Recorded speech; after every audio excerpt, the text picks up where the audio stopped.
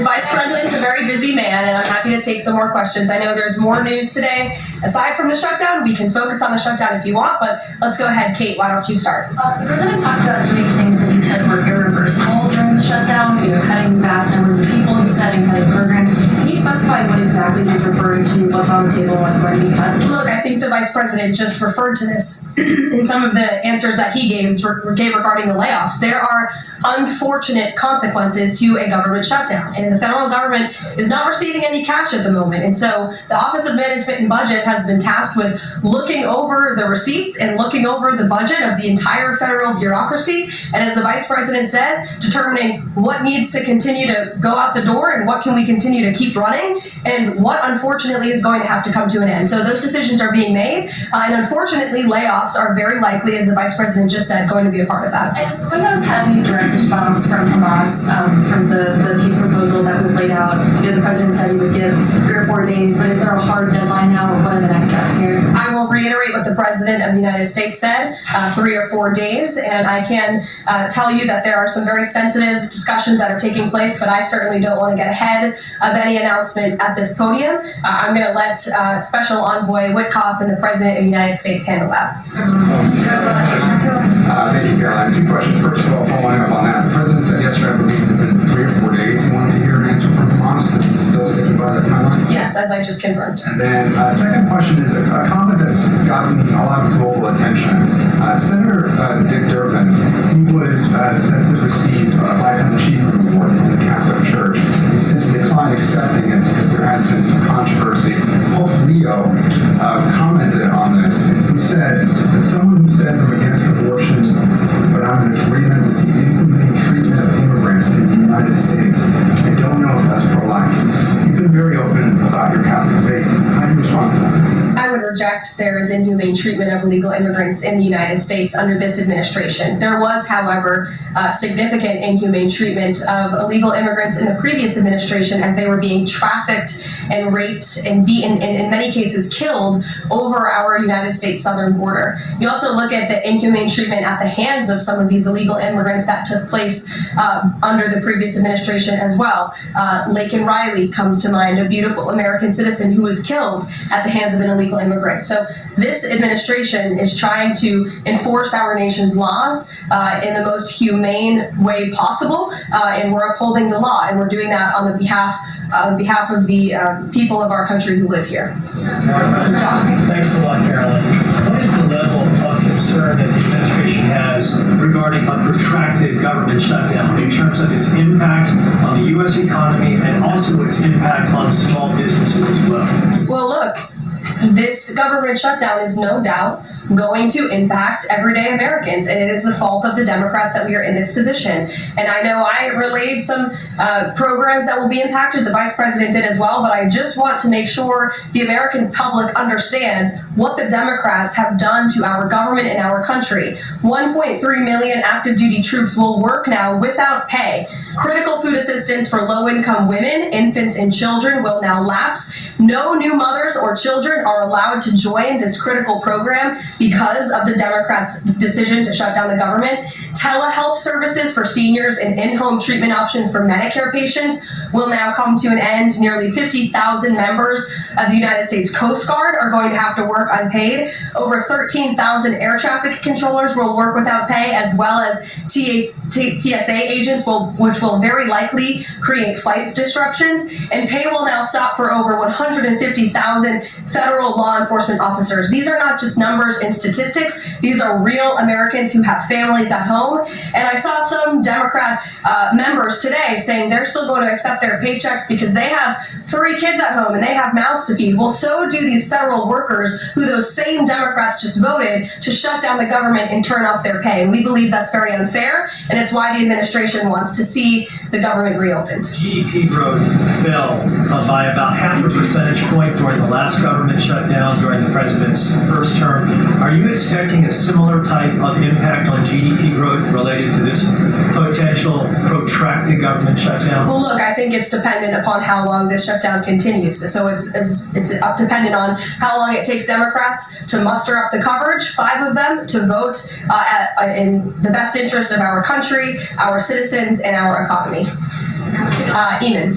Thank you, Caroline. Yesterday, your administration took a 5% stake in Lithium Americas and a stake in the mine that they're working on, and you're taking stakes in other companies and revenue streams from other companies. Can you articulate the broader principle here? When does the administration see it as appropriate to demand equity stakes or revenue streams from American companies? And what other companies are you going to be demanding those from?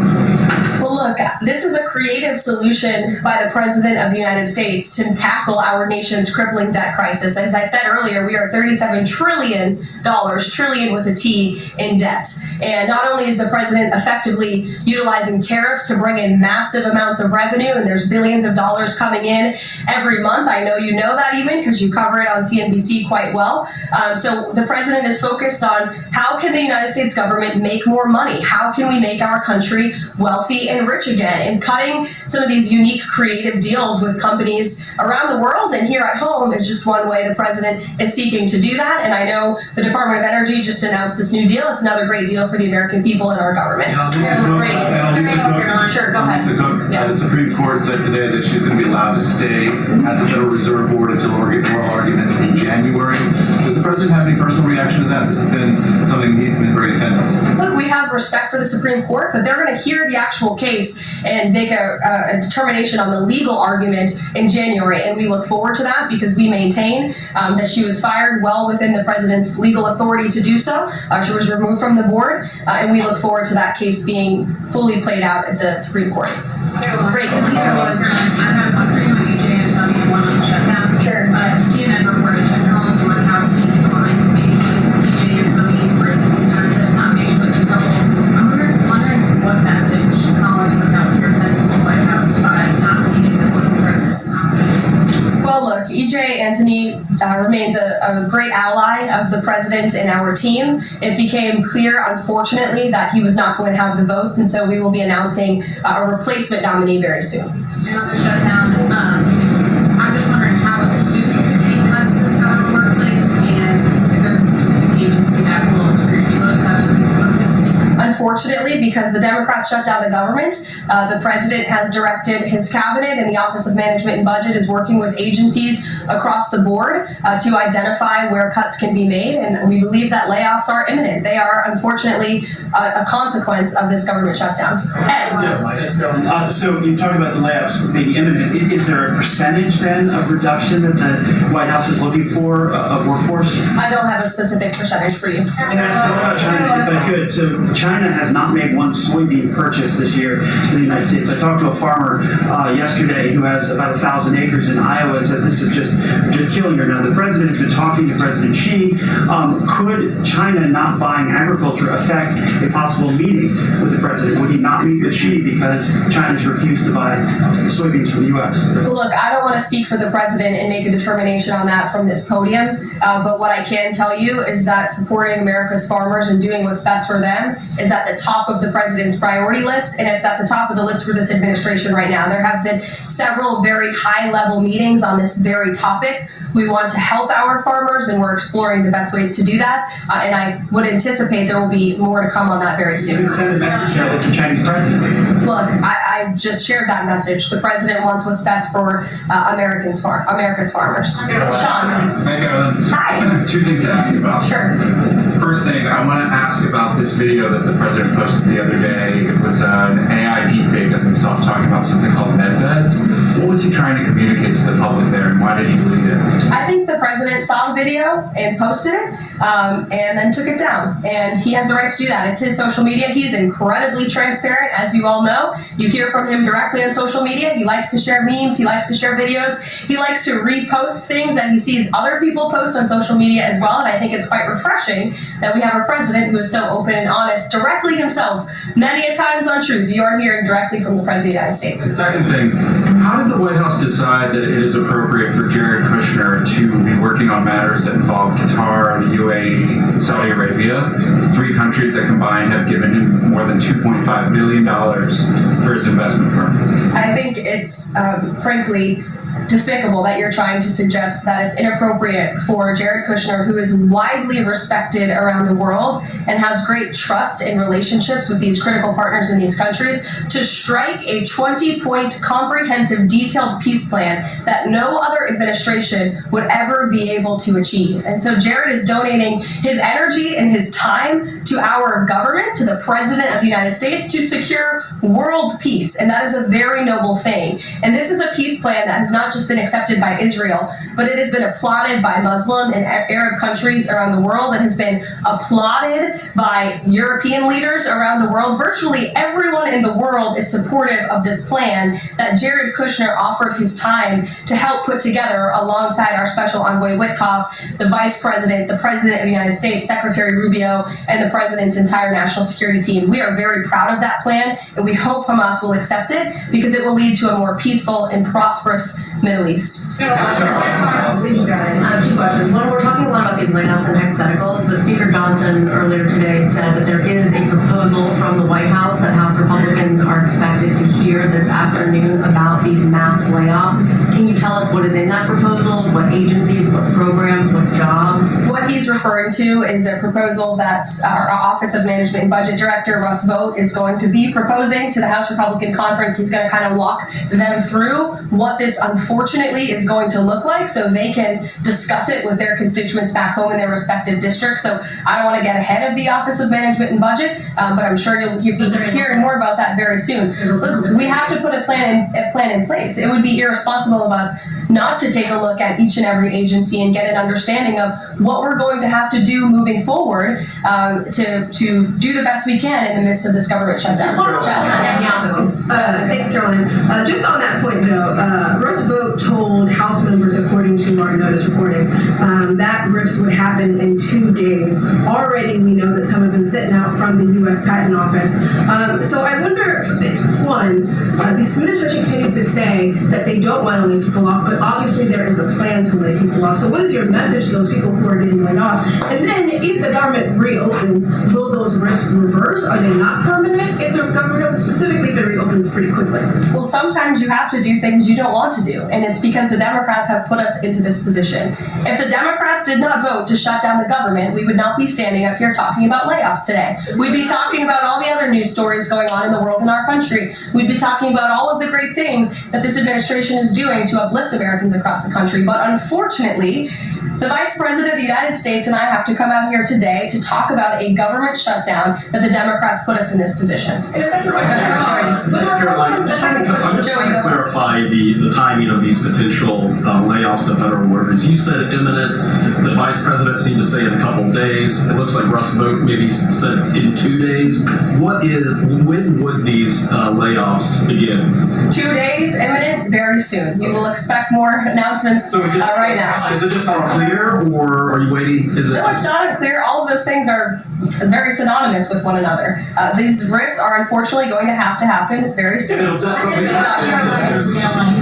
Caroline, we've been talking about the Affordable Care Act, enhanced premium tax credits, and sort of the politics of it all, right? But this is a very real, tangible impact that American people will feel. The Kaiser Family Foundation says that with the ACA enhanced premium tax credits, without them, premiums will go up 114% on average.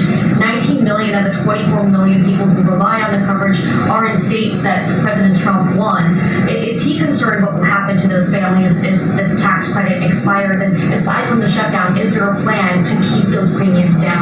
Look, as the Vice President just said, we are more than happy to have this conversation. The President and the Vice President and this team are more than happy to have that conversation with Republicans and Democrats on Capitol Hill, but it cannot happen right now. Right now, we need to reopen the United States federal government because people are going without pay. You have thousands of federal workers who have to show up to work and not get paid, and that's an unfortunate situation the Democrats have put us in. Then we can discuss this very important issue of healthcare that the President absolutely wants to fix. As I mentioned yesterday, he took But those premiums do not expire until the end of the year. It's October 1st right now. And so we have a few months to have that conversation. And it's irresponsible of the Democrat Party to try to convince the American people that that conversation has to happen right now. No, what needs to happen right now is the reopening of the United States federal government. And then this administration will be happy to work with Democrats in good faith to come to a policy determination. But one red line the government has already made clear, this administration has already made clear,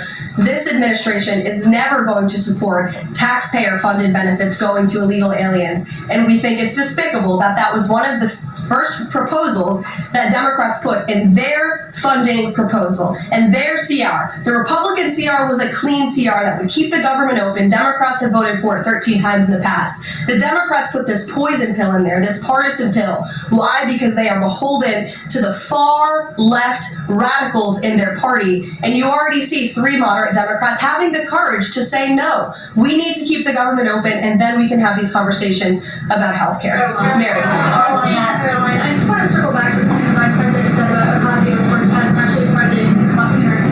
So if Schumer is catering to the demands of Ocasio-Cortez, can you share whether the White House views this as cracks in Schumer's leadership, and would the Vice President be open to meeting with someone like her if she is assuming this role in the Democratic Party? I'll let the Vice President speak on that himself. I think that certainly Senator Schumer was not expecting 3 moderates to break with him last night. In fact, last night you heard Senator Schumer say he can't guarantee that he will be able to hold his caucus together. And so again, we encourage Democrats to have the courage to do the right thing, do what you have done 13 times previously, and vote for this clean continuing resolution to keep the government funded. As for what the Trump administration and President Trump is going to do, we'll continue to be very public that we want the government to be open, and as the Vice President said, we'll continue to work in good faith with anyone on Capitol Hill who wants to do right by the American people. Thank you all so much. See you later.